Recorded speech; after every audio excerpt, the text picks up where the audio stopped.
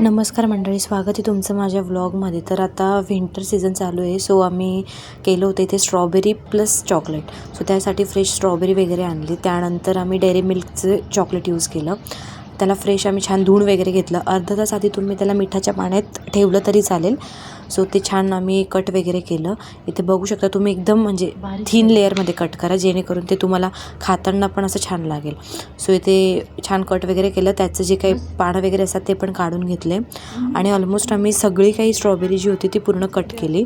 आणि इकडे एका साईडला आम्ही पाणी पण तापवलं होतं, कारण आम्हाला चॉकलेट हे मेल्ट करायचं होतं. सो इथे बघू शकता मी त्याचे तुकडे केले. त्यानंतर त्याला गरम पाण्यात ठेवून मी मेल्ट करून घेतलं.